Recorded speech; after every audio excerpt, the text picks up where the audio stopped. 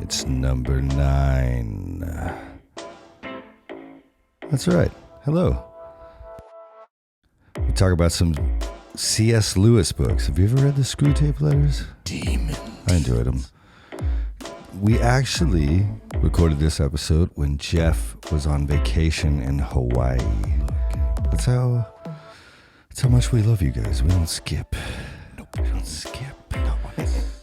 There's a lot in here about leather jacket pastors. Fuck yeah. You know the ones. Right? The guys that bump in and out of Ross in a jiff. Dress for less. Preach the word of God in style. You want to see my Subaru? We also want to take just one moment to be incredibly grateful for our single listener in Vietnam. You. We don't know. We see you. We love you. We really like you. The UK, Australia, how are you? Germany, how you doing? But of all these new listeners, I'd like to take just 1 second to express how excited I am for one specific one. And to say thank you for the open mind. And I love you. Thanks for listening, Mom. Okay, let's start the show.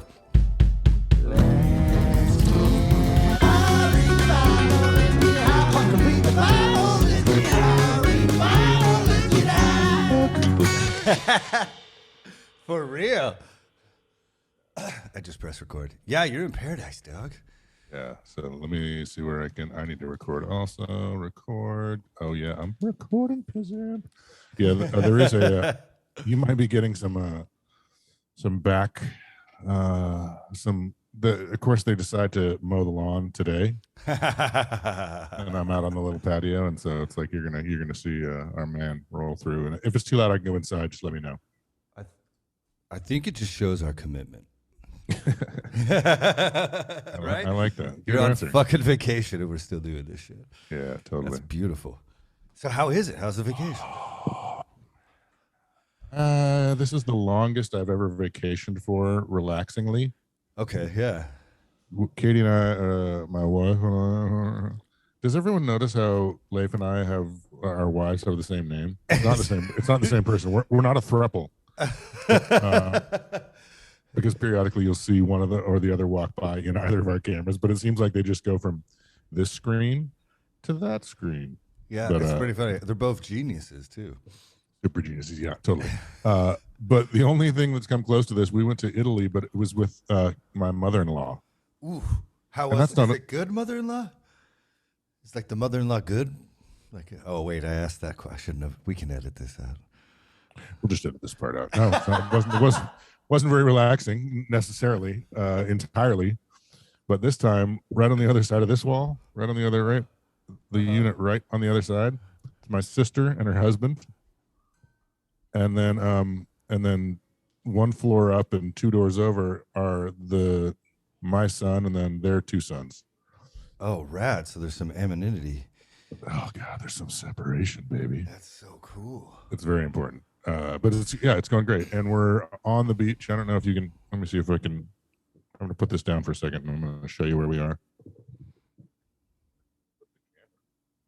Can I flip the camera? Probably.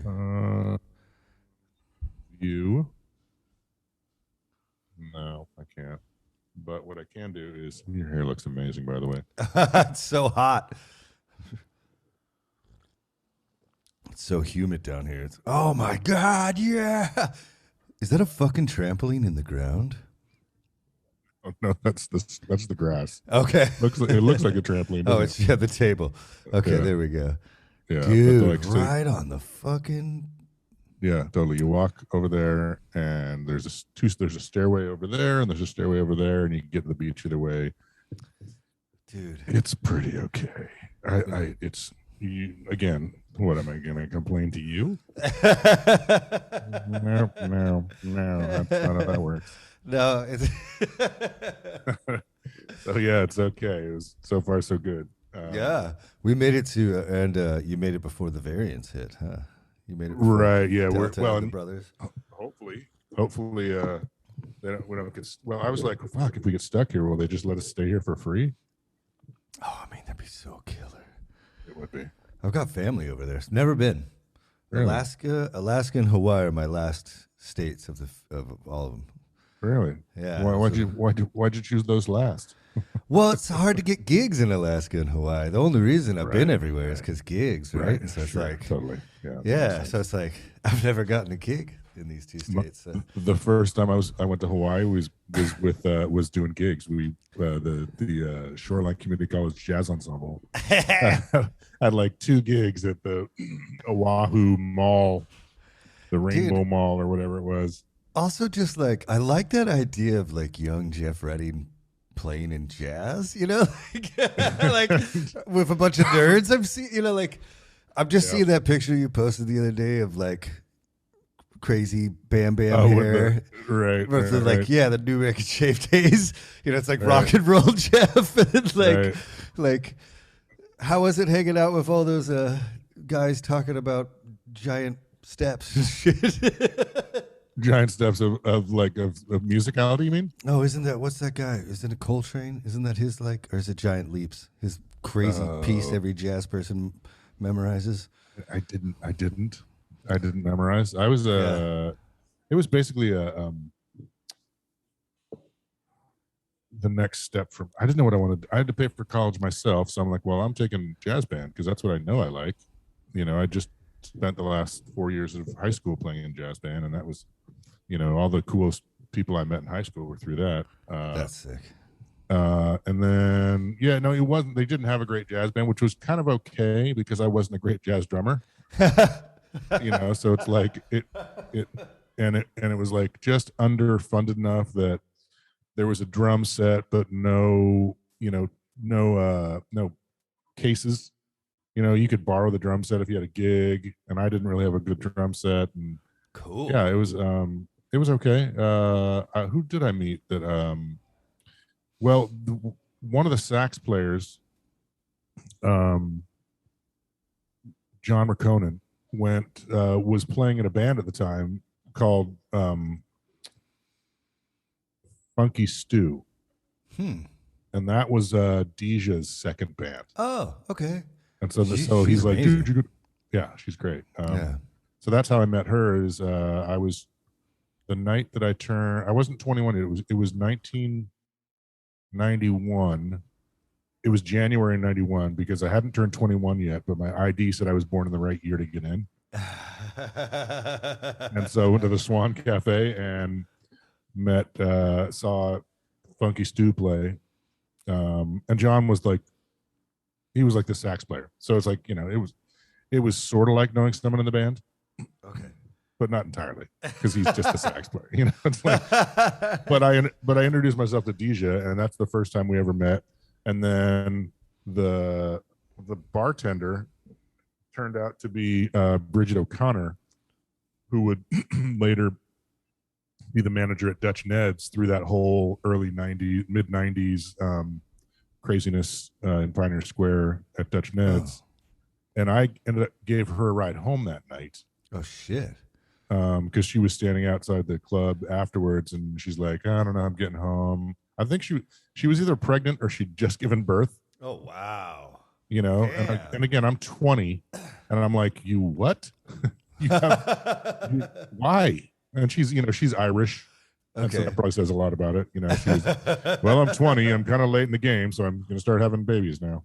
But I ended up giving her a ride home. She lived somewhere on Queen Anne, and I told her that years later. I'm like, I met you, didn't I? I gave you a ride home. She's like, yeah, totally. And now we're friends. So we're still connected. That's cool. Yeah. It's really rad, the weird people you meet through music along the way. Yeah. Yeah, the venues, the security dudes, you know, right. Like, yeah, it's like I don't think I would have had like as many interesting conversations that led me to like find who I actually am, you know, because it's like so empowering to be around someone. Oh, what's up? I don't know who's there, but hi. It's so empowering to be around. Salut. Thanks for setting us up a can. Yeah. But I I tried out the weed last night. Oh, how was it? I almost had to cancel today. Oh shit! So we're both sober. So this is let's not get high and read the Bible. let's have been high previously and read the Bible. I mean, I could, but like, I also drank. We drank like 4 bottles of wine. Oh, the crossfading.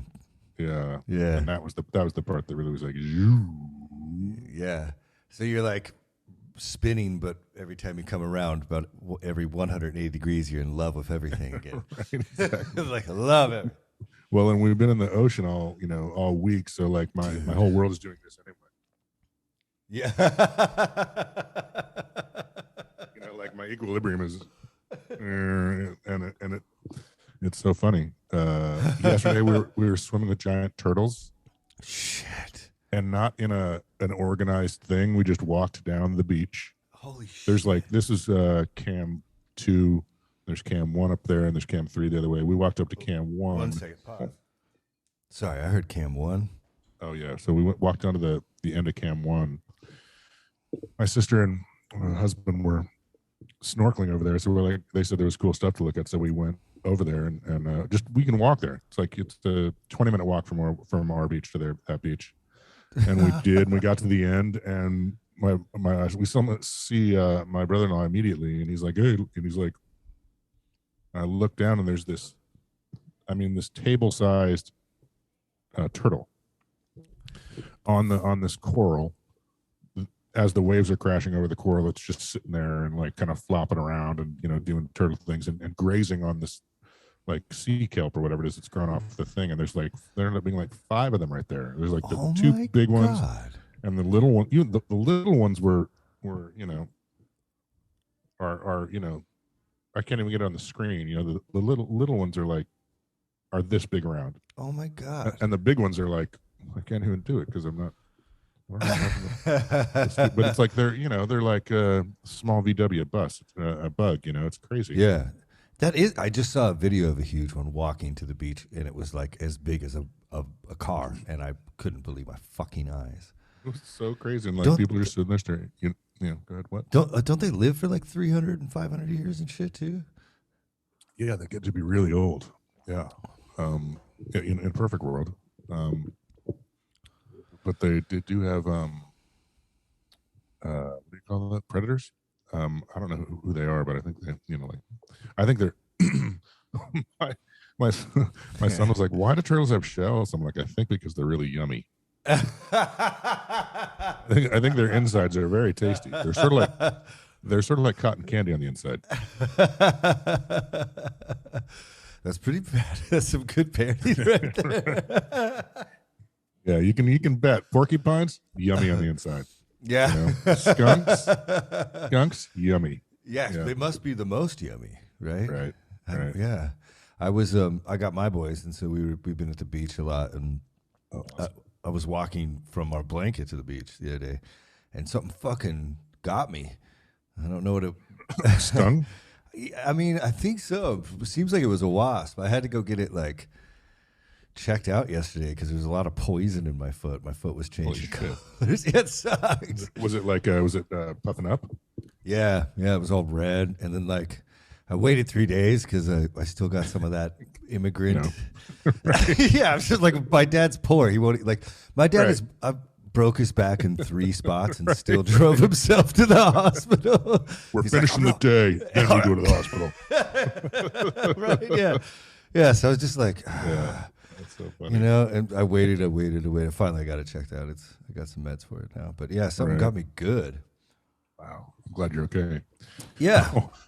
On the way back from the beach walk, the turtle, we came back to our beach, and there were some people looking at one turtle, and I was sort of like telling this girl on the beach that, oh, down there there's, and I stopped looking where I was going, and I tripped right on this like low flat volcanic rock that was on the beach. No.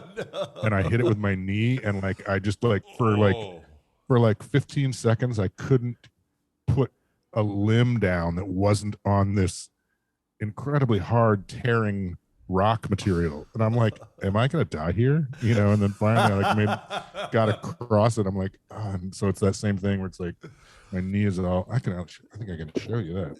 Look at this. Oh, show. Oh, probably not. Never mind. Oh, damn it. This is kind of We just honey dicked everyone. All right, hold They're on. like, Here, carnage. How about this? Can you see it? Oh, yeah. Looks like you got some bruise in Little there. red, little refresh. Yeah. Hurt like heck.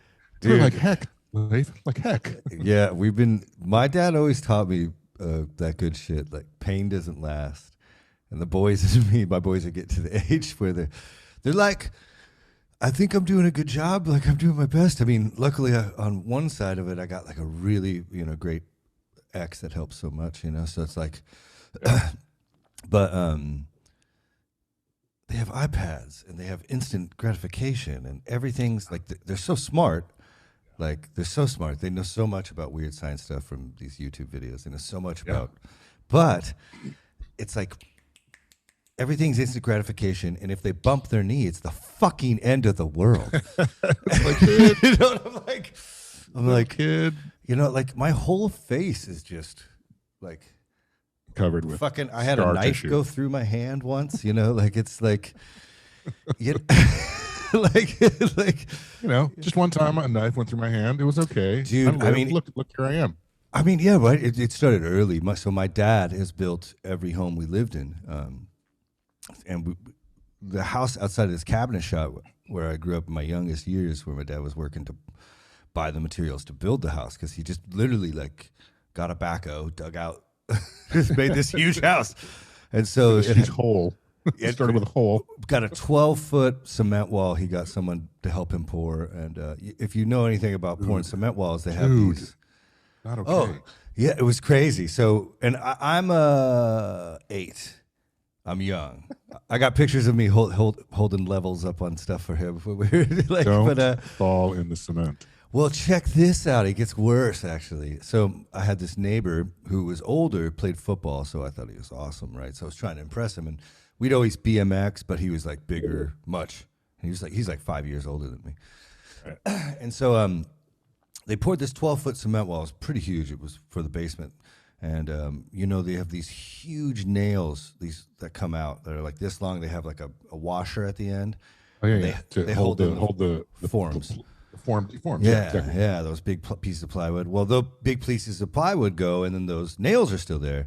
And as an 8-year-old and fucking a 14-year-old or whatever, maybe 12, I can't remember his age, we were climbing up them. By the way, you could probably skip ahead if you got a weak stomach, because this gets crazy. But yeah, so we get all the way to the fucking top, and my buddy, his name's Jason Webster, he falls right at the top of this cement thing. And he falls all the way down, but he catches one of those washers and long nails right before he hits the ground, right here. In the back of it. What, like pushes In it his up mouth. So up into the like Kurt Cobain style? Yeah, so it shoves both his front teeth through his nasal cavity instantly. And We so it's just have like a winner. it's instantly just like blood. And I'm 8 and I'm looking down, and he hits, and he just starts he does this twice and then like falls down. So he like fell all the way down, got caught by his fucking mouth, and it was like an ambulance comes, it's like just blood everywhere. And what year is Oh this? man, this got to be like 89. I was young. Yeah, it was. You're 8. Yeah, so it was. It was either 89 Jesus. or 90. And he lived. He fucking lived, right? Oh yeah, he played Mostly. Kent Marion. Yeah. Yeah, so it's like, and so your kid bumping their head, it's like, dude, I've got a couple things in line that I have to do before I put a Band-Aid on you. So I just show him all my scars. I'm like, this is when I cut my thumb so deep that I actually saw the bone and fat come out. Do you want to? You should. And by the way, the fat was delicious. Yeah, I was hungry. I made a snack out of my thumb. Prius, see, it's Old Testament shit. Right? Good segue. We're not even talking about this, but there's this really weird story that maybe because I'm not high, I can't remember who it is. It's not. Maybe it's David. It might be King David, but like, in order to get to a throne or to accomplish something, I'm butchering this. Forgive me. He has to go collect the foreskins of all his enemies. So he goes to this. I've done that just once, but I did that. It was ugly. Because it's not like they've got them hidden in a box or somewhere. They're uncircumcised. Yeah. You have to go actually collect. you gotta make it. You gotta pull the tithe, if you will. That's fucking Tarantino land right there. It was not okay, but I did it because you know what? I was ordered to by the good Lord. Power. Yeah. Yeah, by the good Lord. Well, Abe said, "Man, you must be putting me on." Dude. Bob Dylan, yeah. Yeah, Oh, wait. You said King David. Is that the same David as David and Goliath? Yeah. So King David beat up a giant. Yeah. And He's giant, a badass. A giant is the offspring of the Nephilim and a human. Or I actually, that's what the Bible says. That's what science says different, but okay, but what is the Bible says what exactly? Well, this is not what I prepared at all. So you know that, no, like, we're going where we're ready to prepare because that blew my mind, and I'm like, I got it all here. Yep. I got glasses and everything, but yeah, the Nephilim in Genesis, I believe it was, 'cause I was listening to it the other morning. God is just talking about like times of old, and he's like, in those times, the children of God, or something of God, sons of God, walked among the sons of men, and they lusted after the women, and they bore children. And so it's like this entire idea that, like, perhaps, it says that the giants came from them, perhaps demons, these spirits that were embodied somehow in physical form, came and were fucking the shit out of the women and impregnating them with these giants. Right, but it doesn't use that voice. And also, no, I just can't talk about it seriously. How the fuck do you talk about that seriously? You should, though. It's better when you don't put the voice on there, because we're not trying to we don't have to dramatize this shit. This is dramatic as it gets. It's like, yeah, this is what they wrote down. These are the greatest hits from forever. Yeah. So it's like, no, it's like you can, like, Quentin Tarantino, don't tell me my coffee's good. I know my coffee's good. What worries me is, you know what I mean? It's like he's like barely acting in his movies because he realizes someone's about to shoot fucking Roth in the tummy. Yeah. It's like never acting in his movies. Yeah, he's just but like, he's a genius.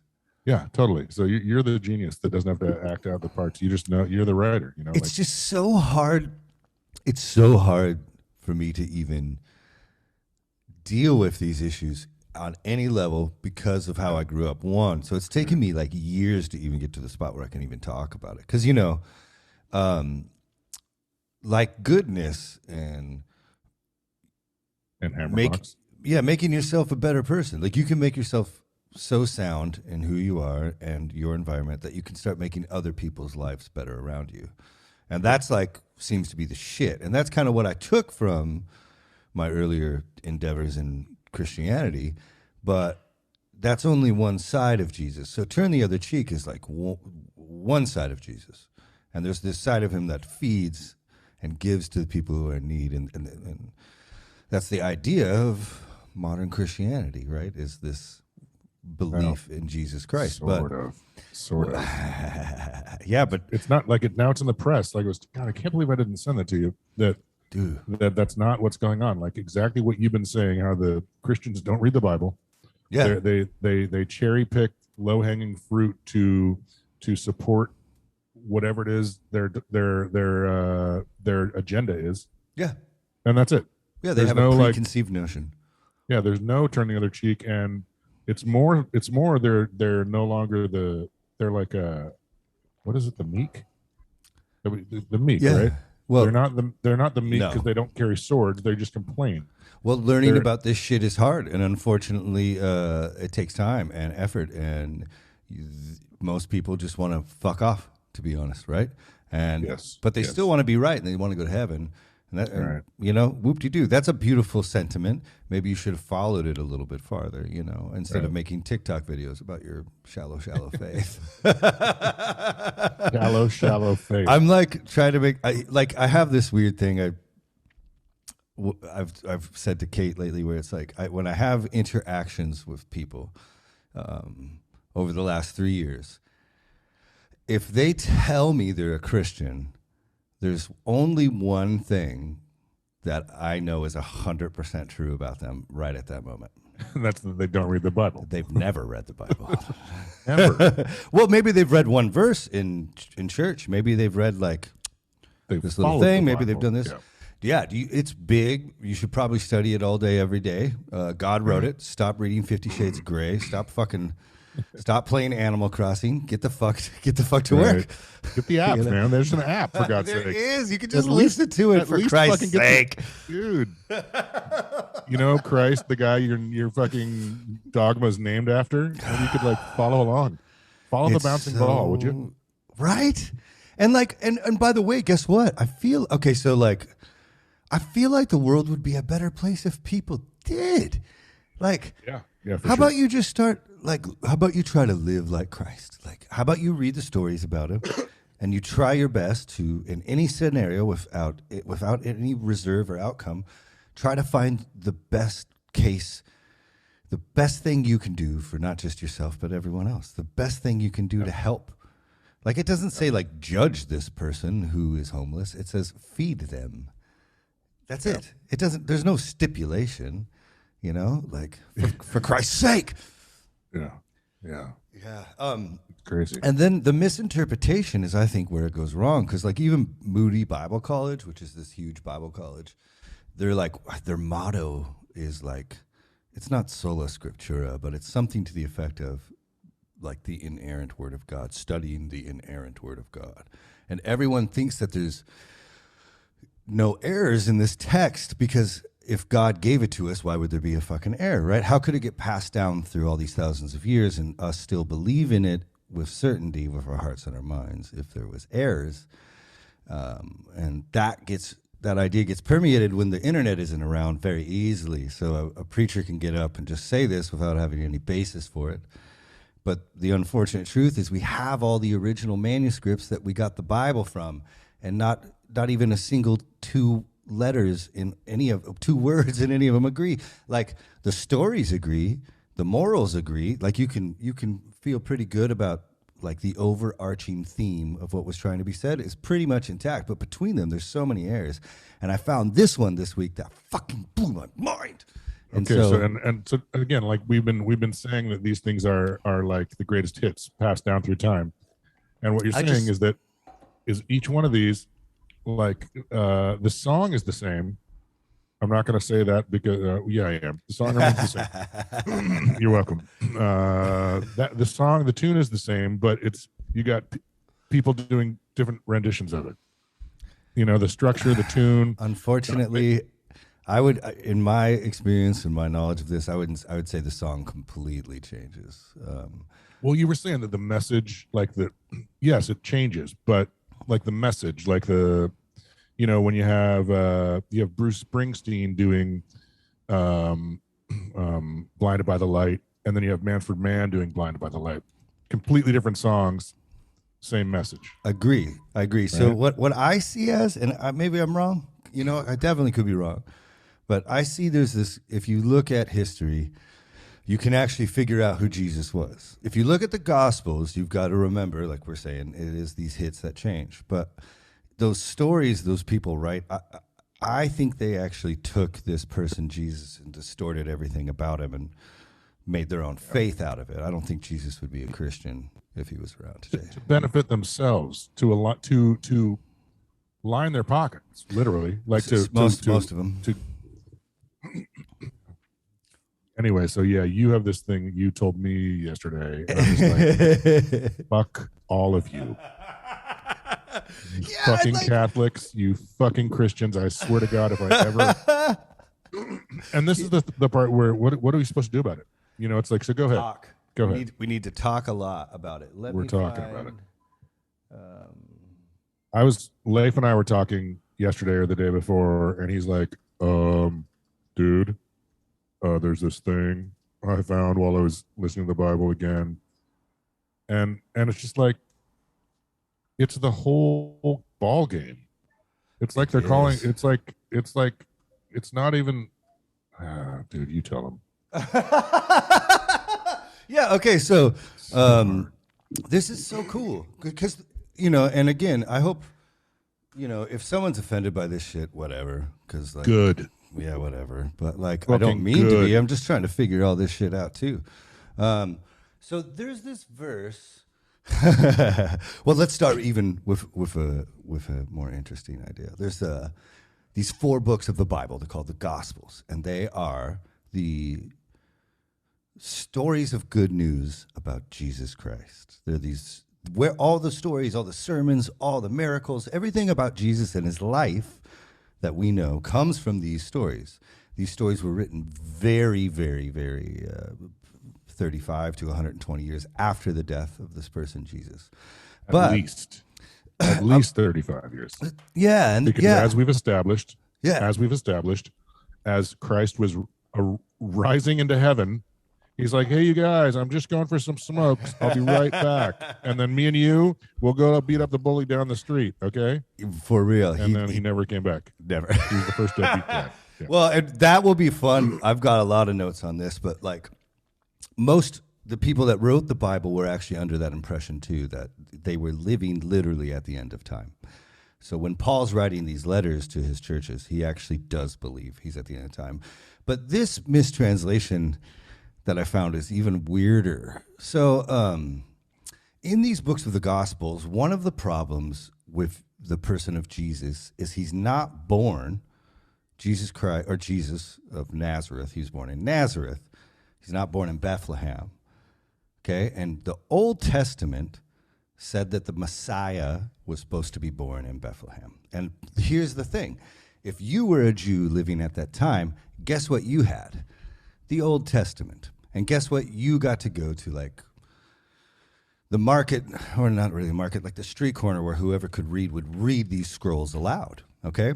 So it's essentially like, think of it like that Christians and people who wrote the New Testament thought that the New Testament was the fulfillment of prophecy from the Old Testament.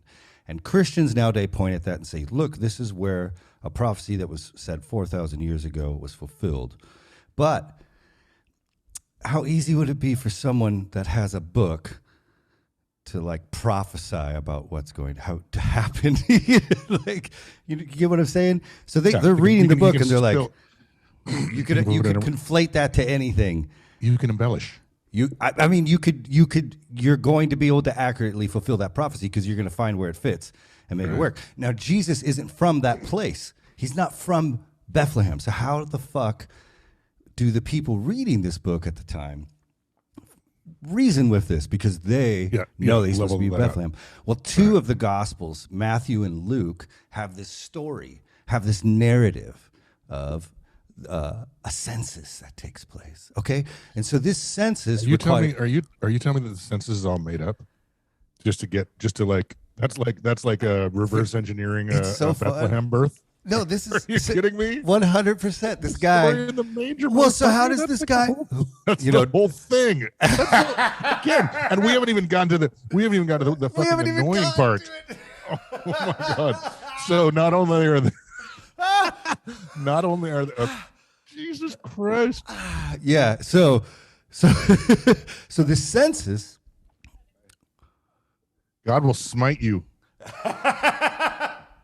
My neighbor, my sister. She's like, aloha. Dude, so wait, but I get confused on the documentation. There's only 4 gospels. Mm-hmm. What are there 12 of? Apostles. Those are people that hung out with Jesus. Right. Okay. His closest friends. But each of them, they don't all get a gospel. Oh no, not all of them even write books, right? I mean, I think there's like Bartholomew in there. I'm not sure right now. I'm sorry. Did I see a nine? Did I see a niner? Did I catch a niner? I was checking the inline. line on the rotaries. Gospel according to Niner. Okay, yeah. So let's keep okay. on this because it's really fun. So the Right. the Gospel of Matthew. Excuse me, I'm already crying. He's got to get Jesus to Bethlehem, and how does he do it? Well, Dude, I can't remember if it was before or after. Like I feel like Jesus before or okay. after what? Well, let me get back. I'm I going know the everywhere story. with this. That's the whole Catholic. Let me get that's back. the beginning of the Catholic Church right there. So this guy says the census takes place, and what the census requires is that every human go back to the land of their ancestors from X amount of thousands of years ago, and stay there until a member of the Roman Guard comes and counts everything they own, and then they can go back. Can you imagine an event where you and everyone you know has to pack up everything they own and move back to like Africa or Germany or Norway for a couple months and wait for a government official to come by and count all your shit? That would probably be documented, correct? Right? You'd probably see. Yeah, you'd figure. Pretty massive event. Well, and that's the thing that has them away in the manger? Yeah, right? Because it was such a busy time because everyone was coming back to their homeland that there was no spots at the inn. So they had to stay in a shitty place because everything was so busy. Everyone's going back. Now, there was a census, but it was like, it doesn't put it at the right time to be around Jesus. But so that's how we can know that Wait. So you're saying that like the guy makes up a census. It's not the census that was historically accurate. Yes. The one in the manger is this guy pulling it out of his ass to make the round hole fit in the square peg? Let's think about it like this guy Matthew, which it's not Matthew, but a follower of Matthew who lived after Matthew died. Right, because Matthew's dead because he was waiting around for God to come back. Not saying shit because he's like, well, I don't want to quote the guy. He's going to be right back. I'm just saying. I mean, I would. I remember what he said, but he's got the thing where he withers, and I don't want to fuck with that. Oh man, I keep seeing it too. Now that we joke about it, every time I'm reading the Bible, it's like withered is everywhere. It's like. It's so funny. So this Matthew descendant, this guy who like followed Matthew. At one point, he's writing to these people who were probably Jews, and he's trying to convince them that Jesus Christ is the fulfillment of these prophecies. Well, they know the book. How is he going to do that? He has to set it up in a way that makes sense to them. He's playing to his audience. And all four of the Gospels actually do this. And it's hilarious because Christians say the book is inerrant because they read Matthew, then they read Mark, then they read Luke, then they read John. But if you read them all like chapter 1 and wrote down everything that happened. Timeline. Chapter 2 and wrote down everything that happened. They're like completely fucking different stories. So only it's I would love to. Yeah, actually I started, but my ADHD takes me on these other realms. So this thing happens, right? So there's this prophecy from this guy named Isaiah, which is a book in the Old Testament, okay? So Jesus is born in Bethlehem according to the seed of David. So according to the seed of David? Yeah, he was a descendant of King David is what this guy is trying to Jesus? say. Jesus Christ. Well, because the Messiah had to be. Not because Jesus actually was, because according to these Jews, he just slips it in there. So he was born, and by the way, it was Muhammad Ali's kid. Yeah, so does Paul too, which is also interesting because Paul never mentions the virgin birth. He says he was, what does he say? Born of the seed of David according to the flesh and born of woman. Paul never mentions the virgin birth. Paul writes most of the New Testament too. So let's go back to this. Who's the one? Go ahead. Who's just real quick? Who is the one who interjects the virgin birth? Matthew and Luke, these two Gospels, and they use this verse from the Old Testament called Isaiah 7:14, and it says like, "And unto you a son is given." I should actually just let me look it up because I closed it out. That's all right. It's important. It sounds important. It's the foundational, fundamental belief. Well, and again, it starts all the sex. It starts a lot of weird sex shit, right? Yeah. So it goes there. Isaiah 7:14. Let me just check my notes. Therefore, the Lord himself shall give you a sign.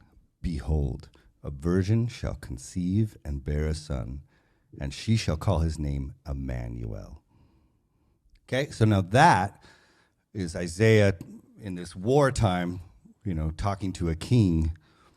But that is the verse that Matthew and Luke cite, and Christians all over cite, as Jesus being born of a virgin, meaning that Mary had no intercourse to conceive Jesus. The Holy Spirit came to her in the middle of the night and tapped that ass. Got up in that steez and got in a head. I don't know what any of that means, but it's like so it's a miracle. It's a scientific miracle, Rafe. Yeah, miracle. Or maybe it's a good way to cover up a pretty shitty situation that Mary might have had an illegitimate birth in a time where you're not allowed to have an illegitimate birth. Apparently more than one. Mary was a little bit of and I'm not, we got to be careful because I would never,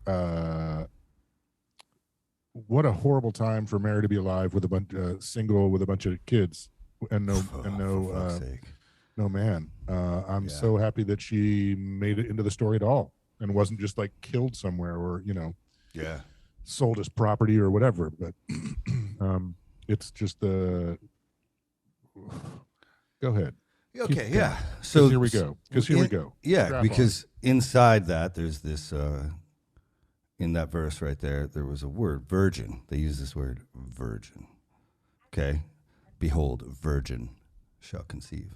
Well, that word is actually Alma in the Hebrew. And that word, at least 9 other times that it's used in the Bible, is never used in any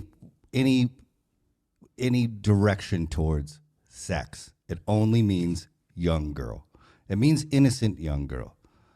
So that mistranslation through the years of this word to virgin is, I mean, it's like it's not even cherry picking. It's just, and it's, oh, Jesus Christ. it's so maddening that, and this is what people are. It just makes me feel like there's no hope because no one's talking about this. No one is saying, hey, okay, a couple things here. We've been reading the Bible, a couple things. I think that maybe we might have missed, the whole Virgin Mary. Okay, we got that one wrong. Just want to say we got that one wrong. And the birth in the manger, we might have been making that up also. Okay, we're good. Are we good here? Can we just move on with, how do you go forward when the parts of your foundation are stinky and rotten? See, I always thought like maybe organized religion is the best fucking argument that God and Jesus are real, because and this is how I used to think. let's say you're Satan and you kill Jesus, and then I'd be in church thinking about this shit hard, and like 3 days later he raises, and you're like, what the fuck? You can't kill him, so what would you do? You join him. You don't have to hang out in bars to fuck up people's lives. At 2 a.m., everyone there is going to fuck up their life plenty good. You don't have to hang out in brothels to get people to do bad stuff. They're there to do bad stuff. But you go to a church and you organize this conduit to God where you think people have to come through you, through the truth, and you manipulate their life vigor and power and love and respect for the ever after, and twist and manipulate their wonder for the unknown. That seems like pretty evil to me. And that's what you'd be thinking when you were a kid, or that's what you think now? It's really hard because, like, as a kid, there's a huge tenet in Christianity, which is basically obey the governing authorities God's put above you. So I'd always be I get in trouble for asking questions, like a lot. That's so brutal. Like, yeah, I like a want to lot. understand my God. Yeah, I want to understand my God. Well, you know what?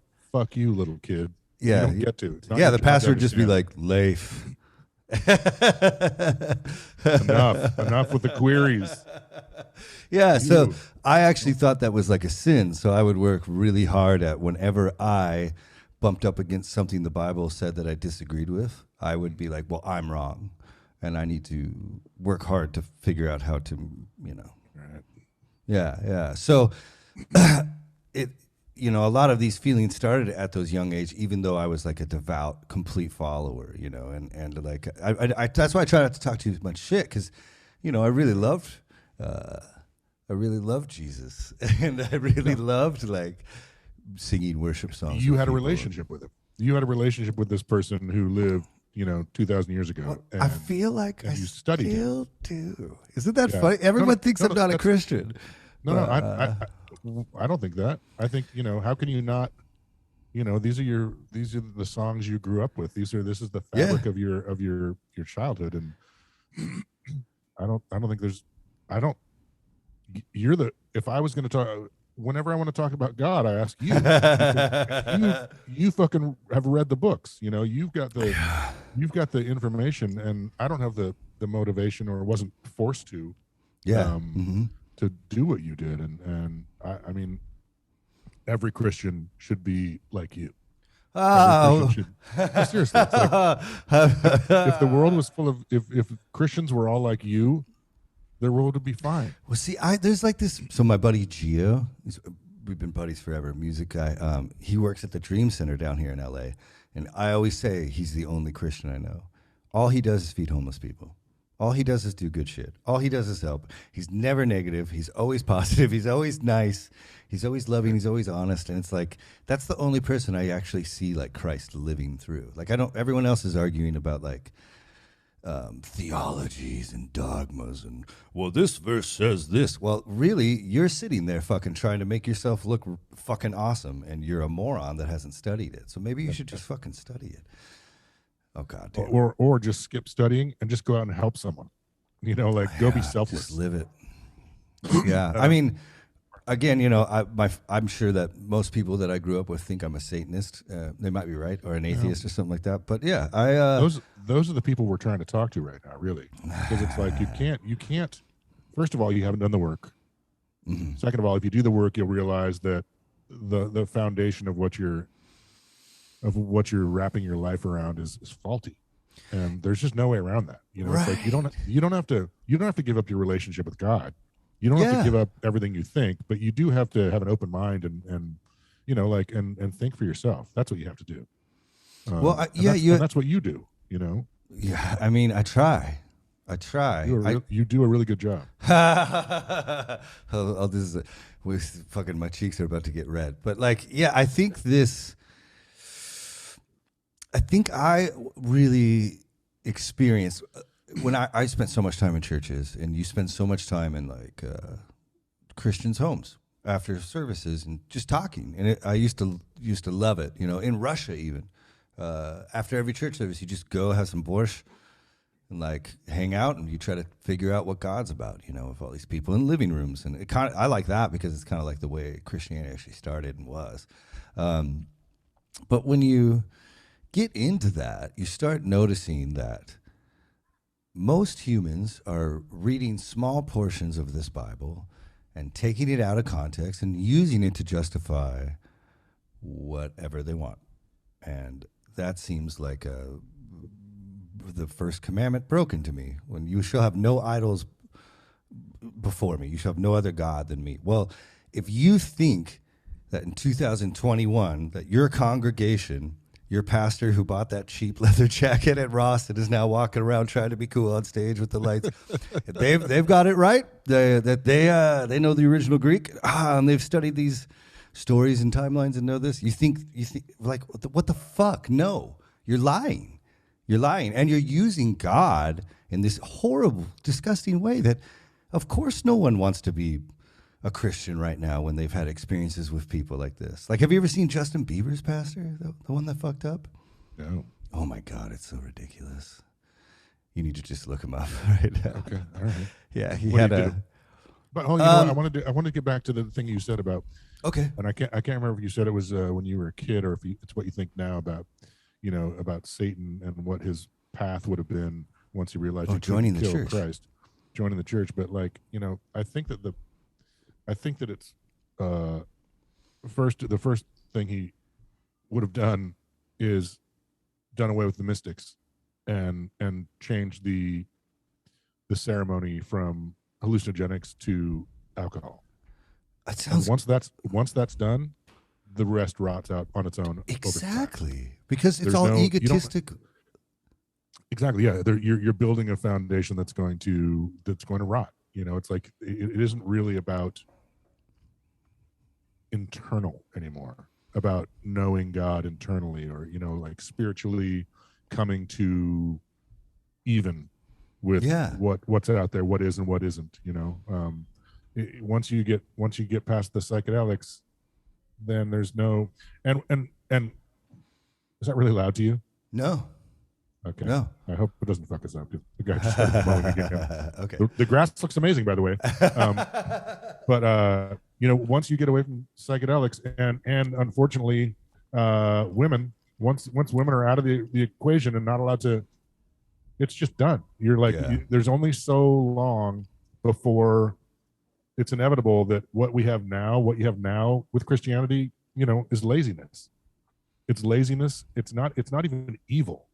And I think laziness is the dullest evil, like the most extreme evil there is, because it's so omnipresent and it's unavoidable unless you do the work. You know, it begets itself. It's like, it definitely is a breeding ground for hypocrisy, right?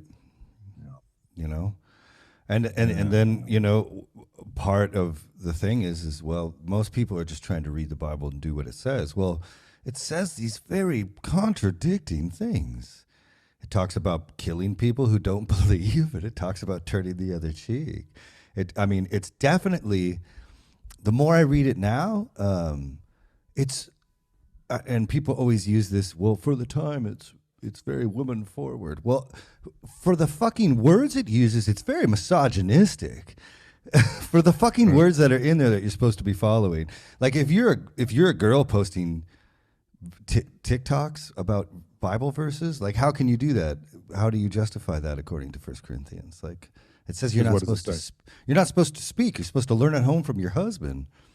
That's bullshit. Yeah. That's bullshit. And yeah, I love, you need to read that book, The Immortality Key. Oh, right. You send me the link. I will. Yeah. It's because that's the whole deal. And that'll be our homework. I'll find the Gospel of Mary Magdalene, because I've never read that.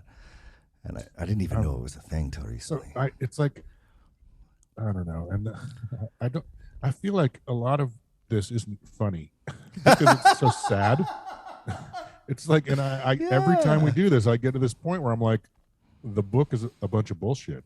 It's written by men to keep women submissive and to keep them powerless. And it's a book written by men to take the power that women had and should rightfully have, and not even usurp it, but like completely annihilate it and shit. Well, the sexism, like this was the biggest problem. I shouldn't draw absolutes. It was a huge problem for me when I was in church, because the people that I knew that were good Christians were all women. Like the people that were reading the Bible and trying to do what it says were women. And then you read this in the Bible, you know, so I had like a high regard for my mom and like a high regard for all these Sunday school teachers and women in the church that were trying their best to read the Bible and interpret it and pass knowledge down. But it's like, you know, what they believe, these people that were teaching me, is that the Bible is inerrant and that you have to basically follow every word of it. If you want to have a good life, you follow every word of it. If you're not having a good life, it's because you're not following every word of it. And what do you do with these verses when it says that you're not supposed to even talk? You're supposed to be covered all the time. Like, what? Why? Fuck that. So that men won't lust after you. That's why. Because men can't fucking keep their shit together. Well, fucking, yeah, they can. Those are a bunch of beta little bitches. That's a bunch of fucking small dick energy bullshit. Fuck that. Well, that's what I'm saying. Like, it's exactly right. Like, not only can't they keep their shit together, they can't keep their whatever. It's not about. No, But actually, that's this is beta- well. You and I are both very like, and mine comes from like this deep respect growing up in this way for women because I saw them as this amazing thing, and then through my upbringing and my knowledge of relationships, like I was not prepared for any walk of life that I was engaged in, especially marriage. I fucked up a lot of things because of this, and looking back on it, I think this is why we're both this way. Like, you've seen a lot of abuse of women and see how ridiculous it is that we just like throw them to the side in opinions and are used to. Hopefully we're past all this as a society, but like I watched it as like these insanely male, they're not like alphas at all, they're like fake fucking alphas, always have a mustache too, and just like they're just fucking assholes is what they are. And it doesn't matter how many Bible verses they know, you're still being a dick to your wife. Like, and it just causes this hatred of anything like that. I might be rambling too much on this. I'm just so worried that it's like we're not going to hear any of this because it's like my man here is just like. But again, the grass. I hear nothing. It's like a cutting green, and I want one of those mowers. But I also want him to stop doing it right now. But I don't think that's gonna happen. Oh, there's my wife. I'm sorry about that. Yeah. I don't understand. Well, what's funny is I always try. What my goal for the last. So what is this, number 8? Thursdays are my favorite Geoff writing days. I can't even wear my glasses because they're fogging up because it's so fucking hot in LA. Okay. Every week I try to come with like positivity. Every week I've been trying to come with like a story from the Bible that helps me, that I can like, because like, for me it was a lot of it actually did work out. I don't have any kids in the Midwest that I haven't met, and I've toured a lot. Yep. I like it.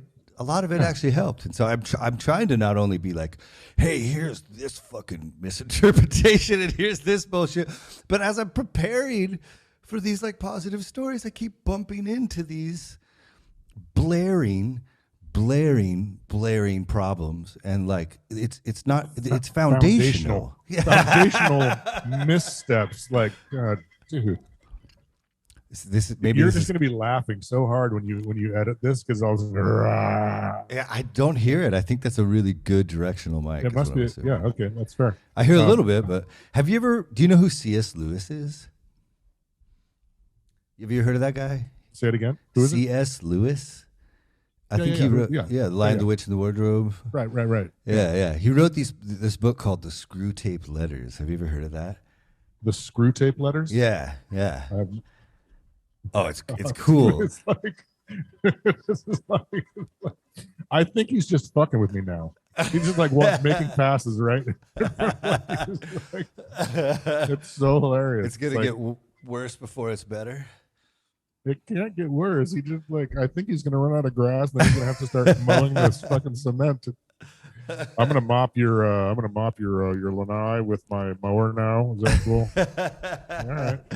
This it kind of plays into the Screw Tape Letters though, because this book is like about this demon who's writing letters back to Satan about how he's like trying to distract and ruin people's lives, distract people from the gospel of Christ. Oh no!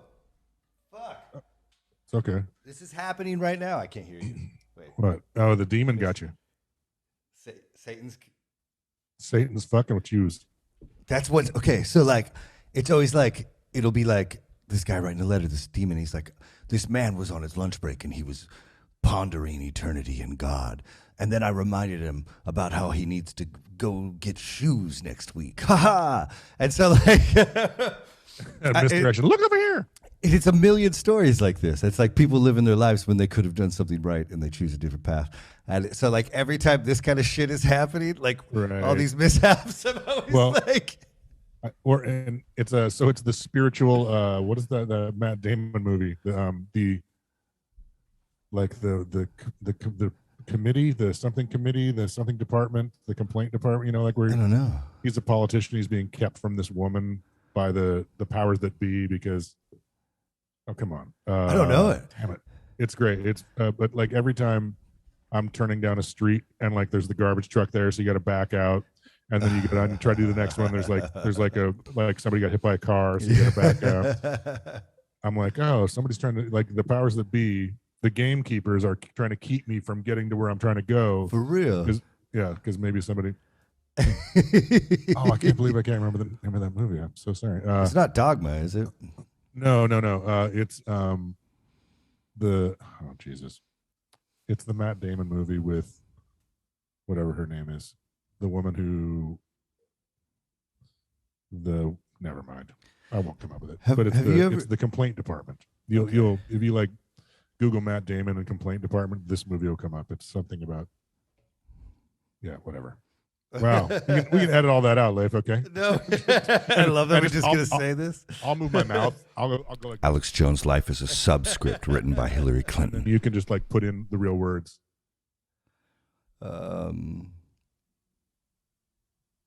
Oh man, that's funny. It just came up with Matt Damon. Have you did you watch Breaking Bad?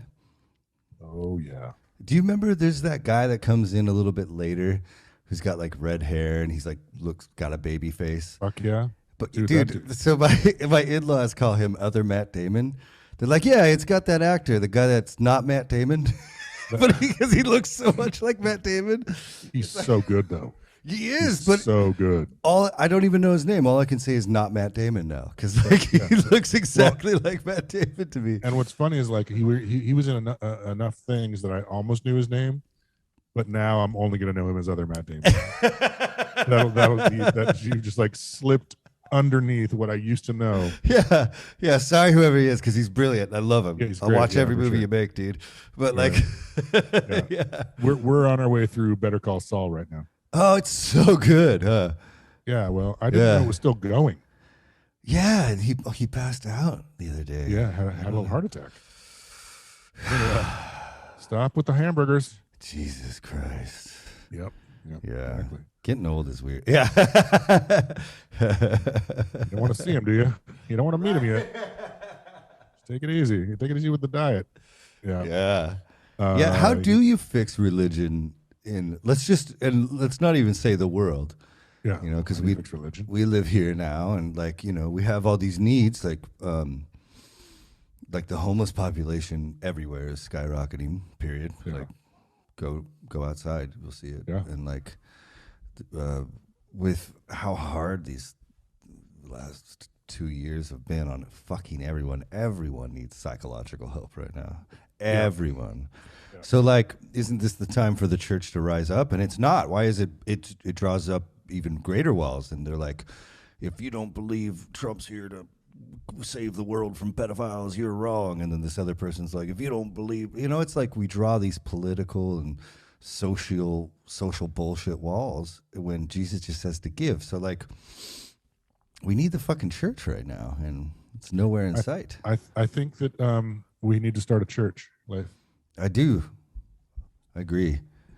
Because you know, you can be the pastor. You're the guy. Wow, maybe there's smarter people than me, man. Well, no, maybe, but I don't know that there are better people for the job than you. You're open-minded. You know, like you're open-minded. You're curious, and you're not afraid to be wrong. If we ever did anything like this, there'd be like a round table. There would never be one person. That's shit always goes awry. Sure. I mean, maybe, yeah, we'll figure out a way to get. We'll start a band, and it's a church. Yeah, we can have like a, what's that? Is it Quora? What's that website where like, we'll have a way that we can upvote the best ideas on theology, that it continually be like updated. Well, the problem, that's fine, as long as the people who are voting, have like passed some sort of like a moron test, you know, like, because right now there's no moron test in religion anymore. All you have to do is say you're a Christian. Yeah. Say, you know, you don't. Yeah, Kanye West. Right? And I don't know, like, I don't even know how big a moron he is. But I don't think he's a moron, but I think he was just like, hey, who hasn't bought my fucking albums? And he's like, white Christians. Okay. That's why, I'm in. like, I'm in. yeah, here's if Kanye West had a true conversion with Christ, if any rich human had a true conversion with Christ and they read the Bible, they would know that they have to give away everything they own and start following Christ. All of it. All of it. All of it. Yeah. Every house, James, the brother of Jesus, didn't even own clothes. Like those were given to him by other people. Yeah. Right. Yeah. So I just think that there's, we need to, I don't know how we do that, but we need to do that. We need to make this a church. Well, I guess we start. So we've been like, I like the idea. So these conversations, even though they're harsh, they kind of lead in this really interesting way because like the dogmatic and ideological views and like guards that are the Bible is held behind these days, pastors and churches and these things that like these institutions that worked for so long, they're not working anymore. I mean, okay, whoop-de-doo. They build community. And people say, well, people love them and they have a good thing. That's great. You know what would be better for all those people is if they did yoga when they're there. Their lives would be better. They'd feel better. They'd be doing better. Like, right. It's broken. We can admit that it's broken. Like, no one can agree. It's a shell.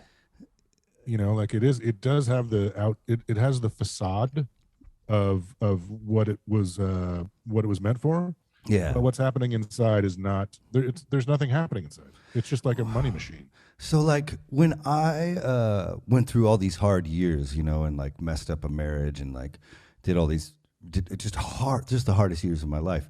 It was really hard because it came at the precipice of everything. Like I lost my band, I lost this house I built for my mom, I lost relationships. And it was all just do, and it made me a little bitter, I have to admit, and like you try not to be, and that's what it's going to do, but you're like, I'm aware of this.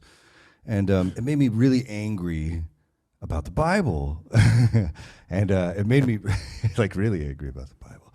And I couldn't really justify it. And I don't know where that sound's coming from. I hope it's not me. But this is strange, but it was psychedelics that got me back. Like, I know that's strange, but I didn't even smoke weed till I was 29. Later in my 30s, much later, I did some mushrooms, did some acid or something like that. And when you have a mystical experience on one of these compounds, how do you fucking explain that? And I'm like, after some of these experiences, I'm comfortable now not knowing anything. And I know that this book was written. I know a lot about it. I know this, in this book, these people claim that this guy was God. I know in the original gospel, Jesus never says that he's God. But like those psychedelic experiences really like made me okay with not knowing and kind of more interested again in exploring it. Like, what does this actually mean and say? Because like, dude, fucking take too many mushrooms and see what happens. Come back from that trip and be a better person. Like you'll make your bed. Inquisitive. Right? You'll hug people. Because it's not that big a deal. After you go out and come back, everything is a little easier. Have you ever had like a horrible trip, like a fucking? I've never like my psychedelic experiences are the only time it went awry. It wasn't like a mental. It was just like an overload. Okay. Like, and honestly, I think I think I told you that it was a marijuana goo ball. Oh yeah.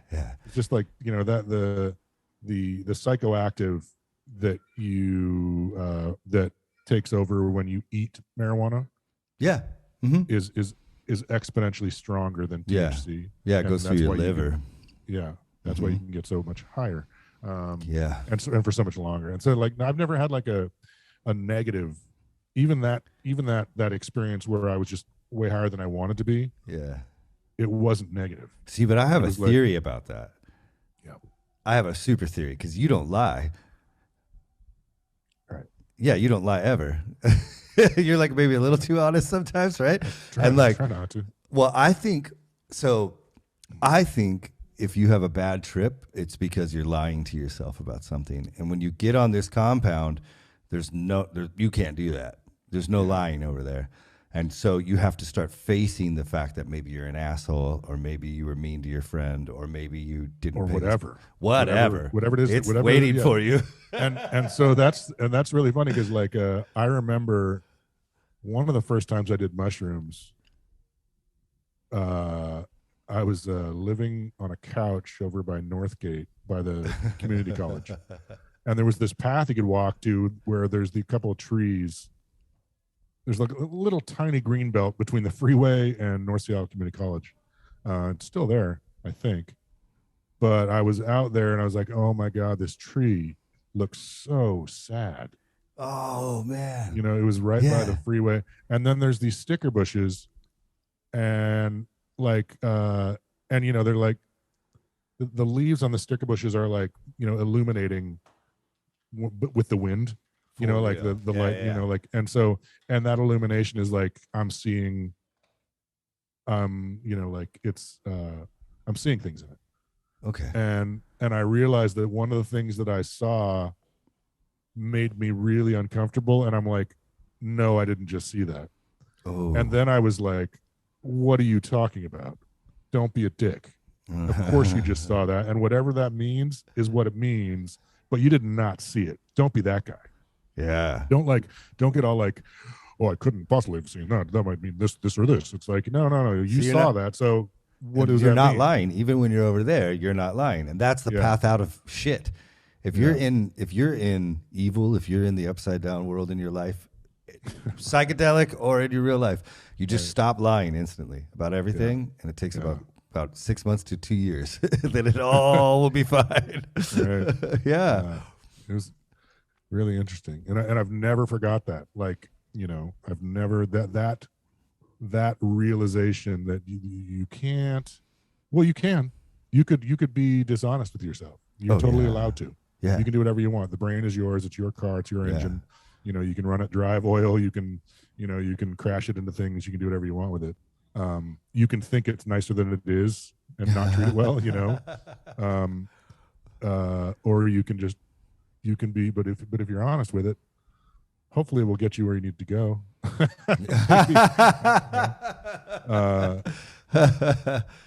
I love it. Squires one time got me a student. You know, when it's like you guys were on tour in Europe or something like that, and he had someone come to him, and I was staying back, and he was like, "Hey, I got the student for you." Like, rich guy, he's like an eye surgeon, lived on Capitol Hill, had like a castle. Nice. He was so fucking cool. He couldn't really play guitar, and I'm normally really good at getting people who can't play guitar to play guitar. Like, that's kind of my like the beginners I'm really good with. And we would get in these huge debates about God. And it ended up being he'd pay me $100 an hour just to sit there. We would just talk about God. Like, so awesome. It was fun, and he's amazing. And I think he might be South Korean. I think he grew up in Canada, and he was talking about how his parents' faith was so militant growing up that as soon as he became 18, left the house, he was an atheist.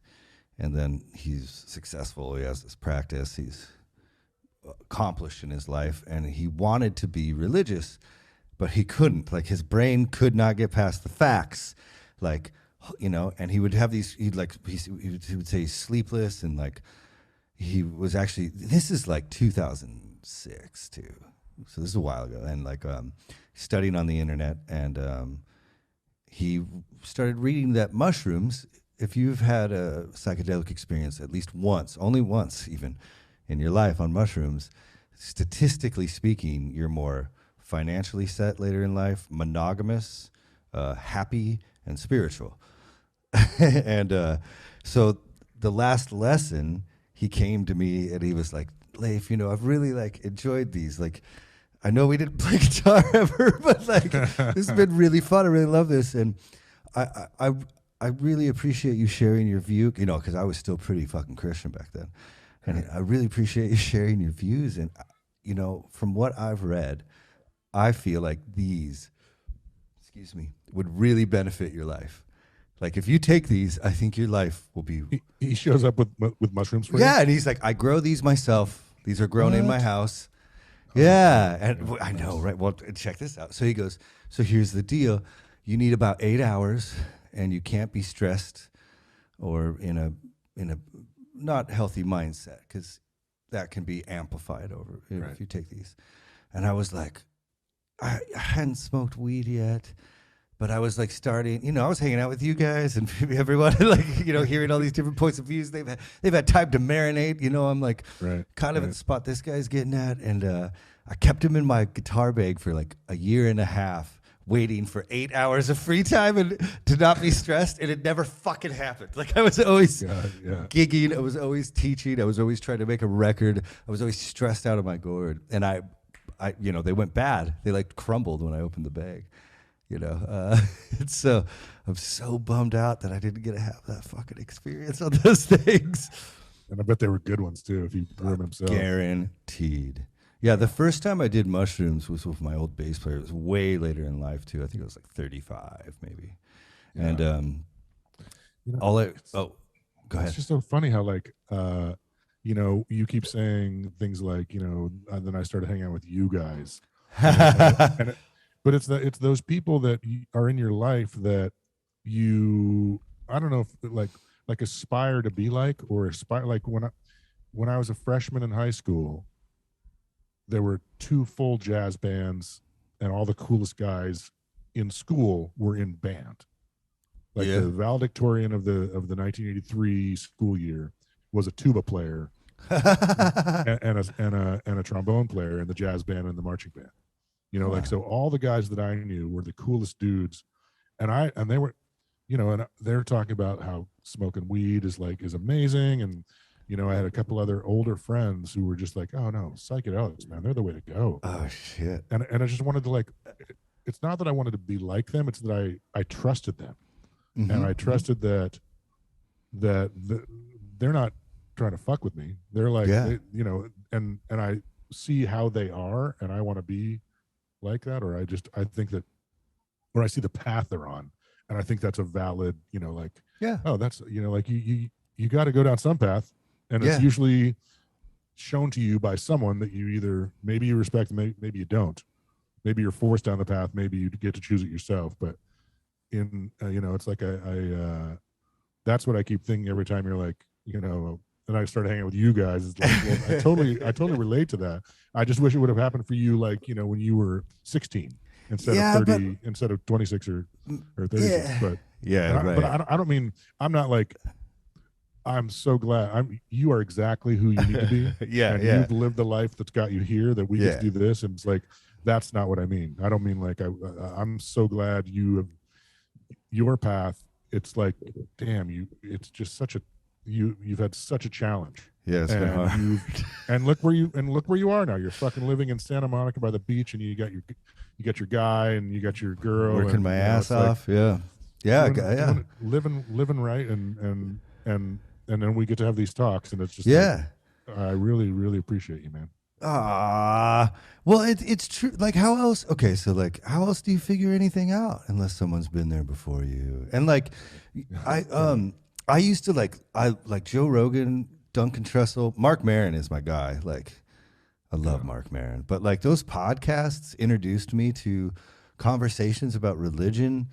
Like, I started listening to him years, 5, 6, 7 years ago. I don't listen to him much anymore because I used to listen to him so much. But like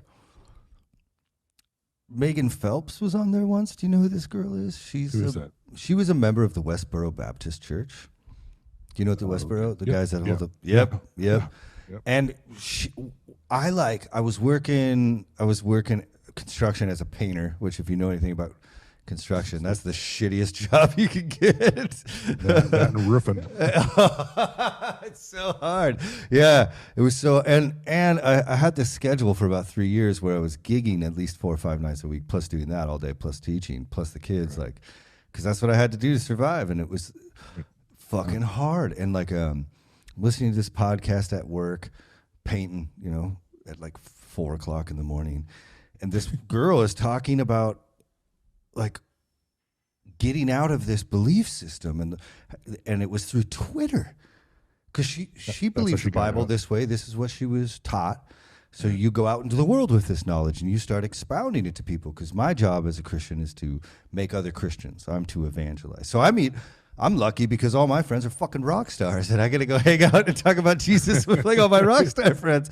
So that's what I thought my job was. And like, well, you start talking about these foundational beliefs you have about the Bible or Jesus, and they're not rooted in anything. They're not rooted in reality. The Bible, unfortunately, was copied by men over a long time span, and it contains many errors. We know because we have the original copies that we got the Bible from, not the original copies. But as she's talking on this podcast about, like, you know, in the Bible it says God creates people to go to hell. He says, I create some vessels for honor and some vessels for dishonor. And those vessels he's talking about are humans. So therefore, my friends that like to kiss dudes, God gave them that proclivity for appreciating penis, and they like penis. God gave that to them, and that's why they're going to hell. How the fuck do you deal with that, you know? And maybe there is room for Christianity and Christ's message in this form, in this with real knowledge of the Bible. I don't know yet, because I'm kind of living it right now. But that, you know, like hearing other people's opinions only sharpens yours, and people shy away from it so easily. But like when I have an idea of sex and marriage and how to have a good marriage, and then you guys, you know, all my friends have the exact opposite opinion, but you guys all have better relationships than me. Like, how do you deal with that? Hey, Geoff. Yeah. Talk about that thing again. Yeah. Hey, hold on. I gotta re-up my coffee here real quick. Okay, cool. Yeah, boy. Yeah. How you doing? How you doing on Good. time? Oh, we're doing good. Where's your what's going on with the fellas today? They broke a Nintendo Switch yesterday.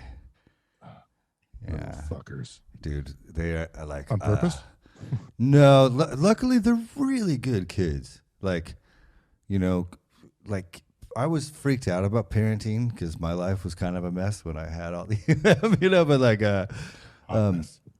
time is their currency. If you just spend time, like, you know, in this iPad age, like screens are hard. Got to keep that limited a little bit because it can take over. But like, yeah, we make dinner, laughing, growing, lots of lessons. So, but right now they're punished, and after this, they're gonna have to do so much working out with me.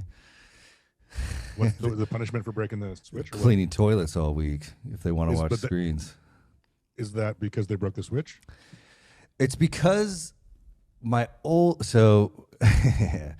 youngest lives with me full time. He's really hilarious. He's definitely going to be an accountant. Like the other day he asked Kate, he just comes to Kate, he's getting ready for school, and he's like, are there any pants without holes in them? You know, because all his jeans got like he's got rock jeans, you know, right. You know, it's like his parents are like rock and roll, you know, like he's like, you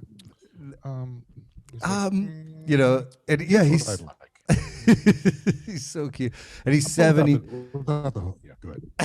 Yeah, he's 7. He makes his bed every morning. He does yoga with us every morning. He's like, he's a beautiful little gentleman.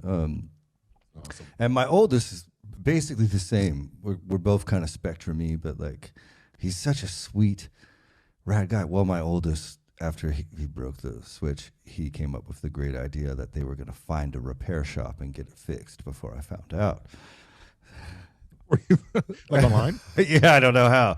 They actually, that's as far as the plan got. That's as far as they took it. It was just, we'll do this before he finds out. Well, they didn't do it, and they didn't tell me. So that's like the only thing they get in trouble for is lying. So if like you withhold information from me because that's it. Same as lying. Yeah. So that's a good lesson. Yeah. Yeah, that's it. Well, like, you know, letting your kids fuck up seems to be the best. Like, what you need to do is just set them in a situation where they have to do something and let them mess up a bunch of times. Like, they'll learn. Like, you know. But that's been fucking rad. The music's coming along too. but mostly it's Bible shit. I like have been waking up at 4:30 and putting on a Jesus costume and rollerblading around Santa Monica. Have you been passing out joints? Not yet, because okay, so I have like I need to figure out, and maybe that's something we do. I need to figure out a way to actually maybe help homeless people, because it's something that affects me a lot. Like, and so my idea was to be this rollerblading Jesus that hands out joints to homeless people, because their backs probably fucking hurt from sleeping on concrete or whatever they can. Like, it's like, here, just have a relaxing afternoon on me, you know? And I feel like that's what Jesus would be doing, you know? But at the same time, I don't want to exploit them. So if I do that, I'm not going to film it. I'm just going to roll around and help people out. Yeah. Well, and I did that for a while, because with the whole farm and everything. Yeah. I would always have pre-rolls in my car, and anytime I would stop at the light, and the guy's like, "Hey, anything helps?" I'm like, "Anything? Will this help? Are you into this?" He's like, "Oh God."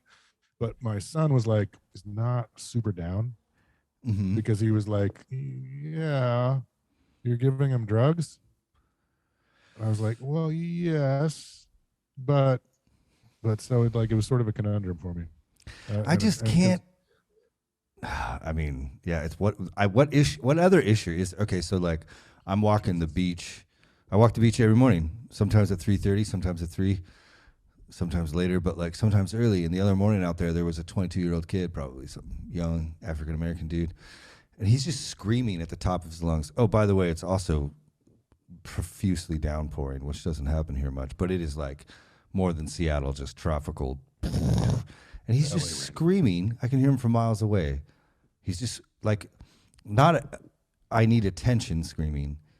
Like, I'm in insane amounts of pain, and all he's screaming is, "It's cold." He's like, "It's cold." And like, it fucked me up. I mean, like, I walked by him, and it's so early. I had a beanie, and I was like, "Hey, man." And he's like, "Do you got anything?" I don't have any money on me, so I'm like, "No." So I gave him my beanie. I should have given him my fucking jacket, is what I fucked up. But they're real people, and they're suffering, and like, it's so easy to like just point at fucking like, well, drugs or well, mental problems. Well, also like half these people just didn't have a fucking savings or family members to bail them out. There's lots of things that are leading right now to people being homeless. It's not just addiction.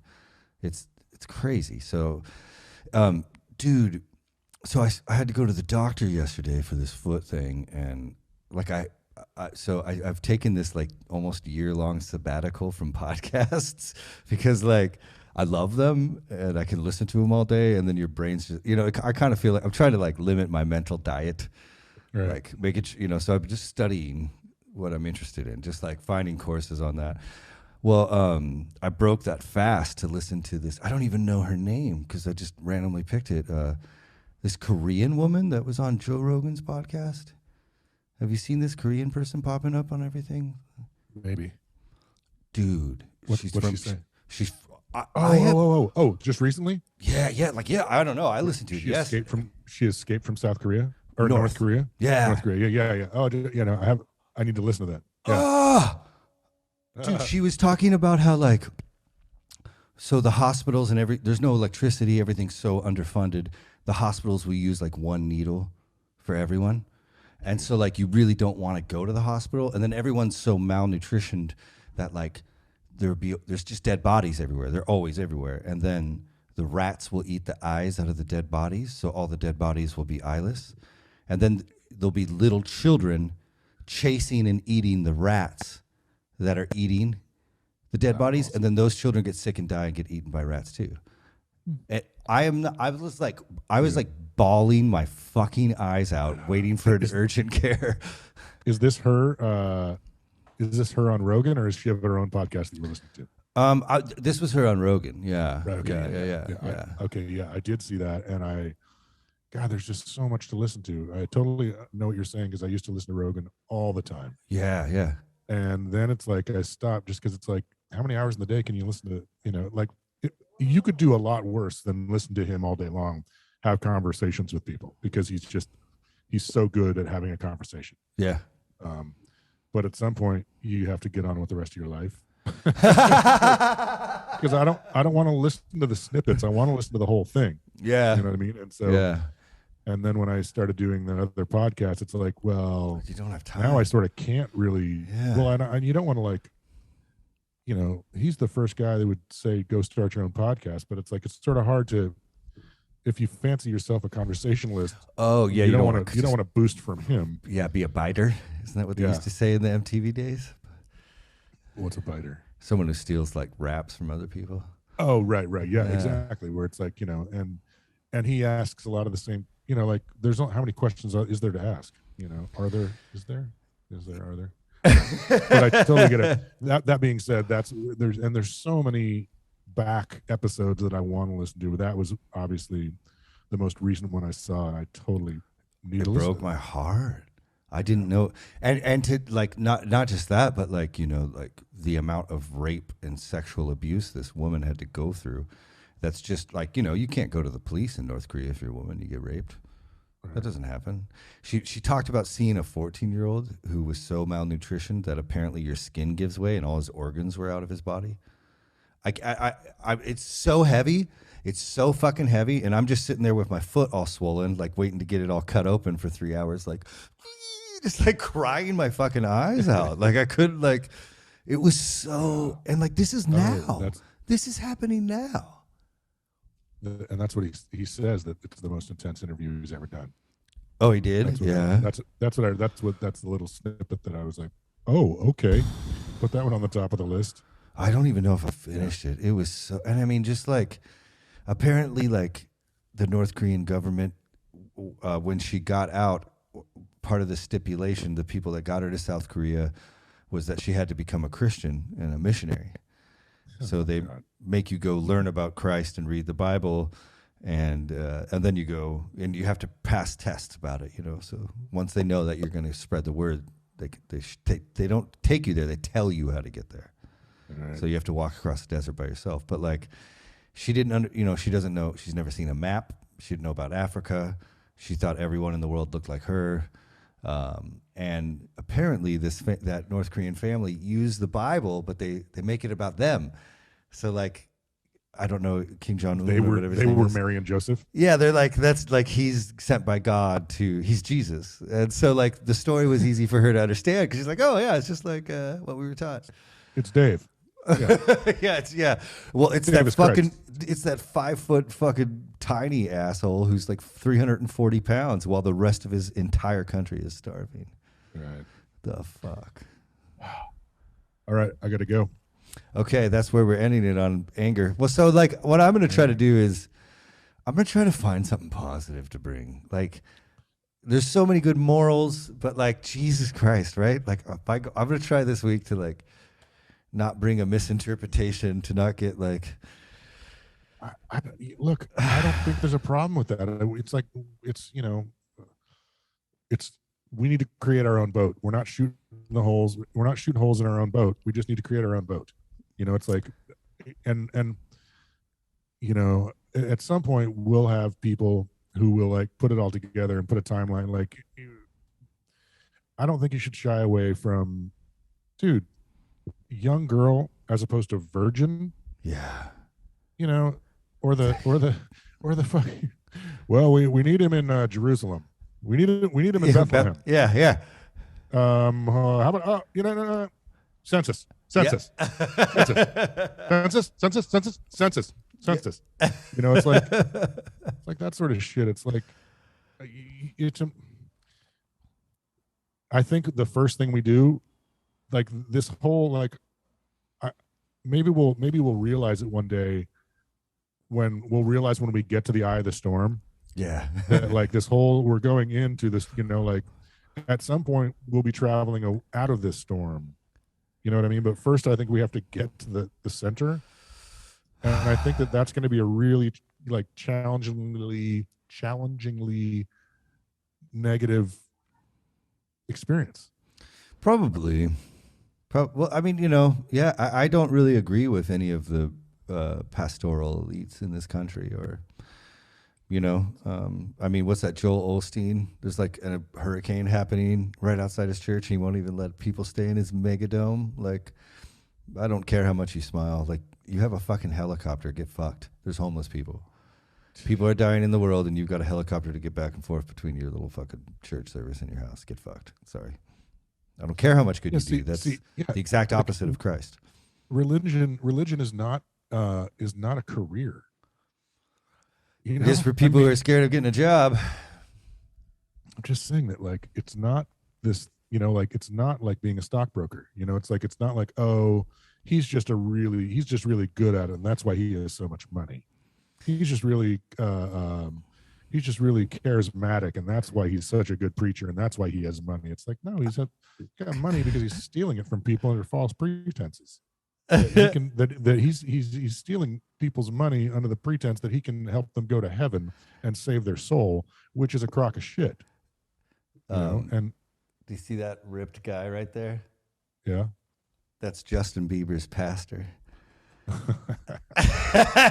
Is it Justin Bieber?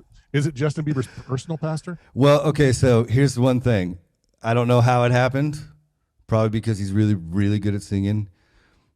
Not here to talk shit on the Biebs. Kind of a fan. Like him. Whatever. Sorry.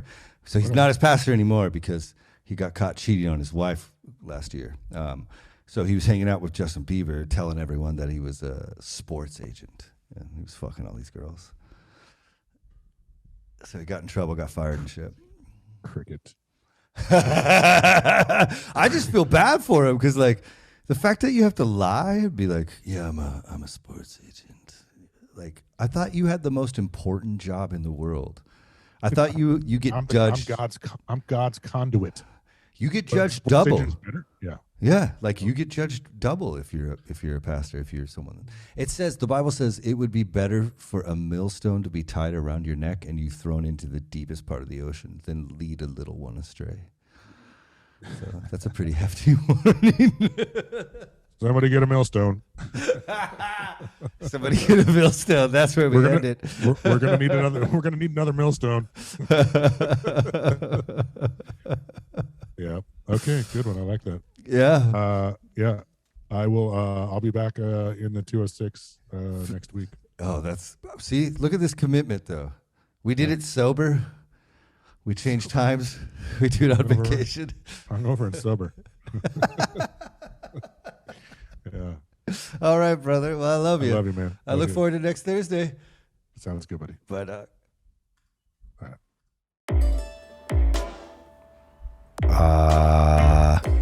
thanks for being here. We really appreciate it. We actually will have our first guests on the podcast forthcoming. My very own wife, Kate, and one of my best buds, Michael J. Squires. It's pretty exciting. We'll see you there.